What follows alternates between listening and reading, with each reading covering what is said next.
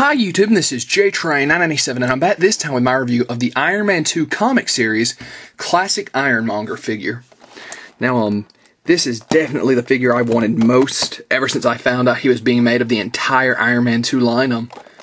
Personally, I've always just wanted a original Ironmonger figure, and this guy definitely looks great here in packaging. As you can see, his only accessories are his base and his armor cards, but he has a very massive figure.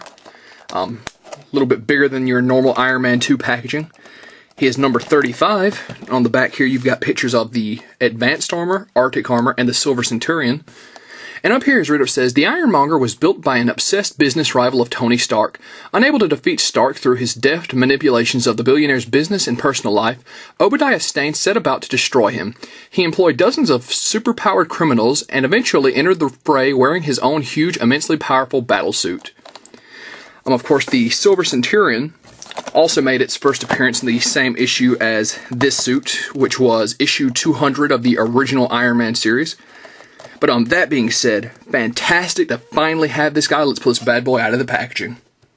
And here we have the Ironmonger figure out of packaging. We'll get a quick 360 of him. So you can tell a very massive figure to be this scale. I was actually kind of disappointed they didn't up the size of the base a little bit. As you can see, he's very much too big for the base. But, that being said, the 3 armor cards, once again, these are just swap in, swap out. You can combine 3 different cards to make it look like you've got a kind of your own custom suit of armor. I do hear that upcoming waves are going to get rid of these and for more accessories, but so far haven't seen anything planned for that. So we'll put those back in his base. Actually pull Ironmonger off. So you can see the standard Iron Man 2 base that comes with all figures. We'll actually push this off to the side here. Get a look at him in general. Once again, just a really great job of detail all around this figure. I really think the paint's great. It really suits the original look of Ironmonger.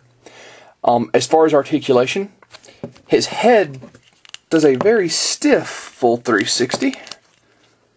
He also has this piece around his neck which appears to be separate, kind of moves on its own. His shoulder pads move ever so slightly to allow you more arm articulation.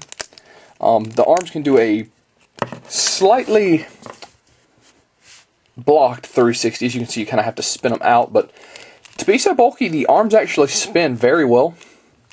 The elbow joint, not so much. As you can see, there definitely is a joint on both arms, but really, really stiff. And I can get pretty much get no movement out of the elbows. This is something that'll probably free up as time goes by, but right now it's just really stiff and I don't want to risk breaking it.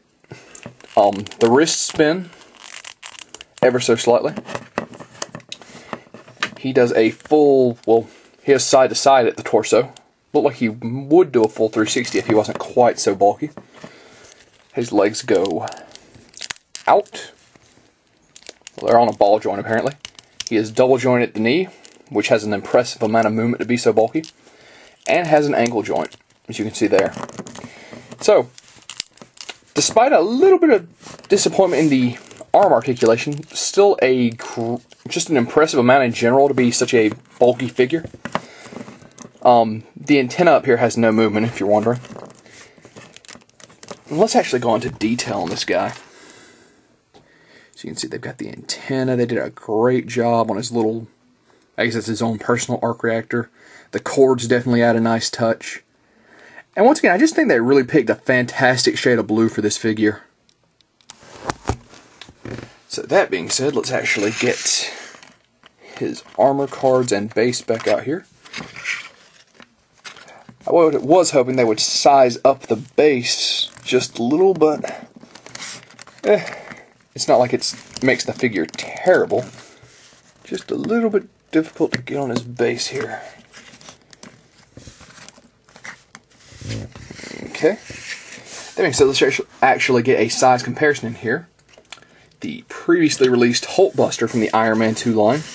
You can see Ironmonger is actually a bit bigger than that figure. And then, let's actually back it up a little bit here. Scoot him in. and get the Iron Man and Mark 6 armor out here.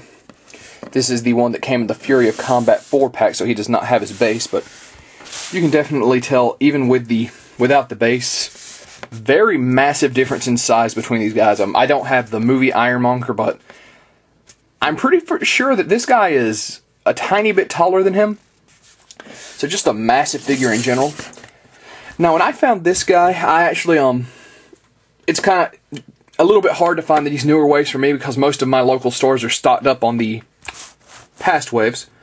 But I did find a handful of these, and surprisingly enough, Walmart has dropped their price, at least at the time I'm making this video, to $5 per figure. An absolute steal in my book, compared to other stores that are selling them for $7 to $8 a figure.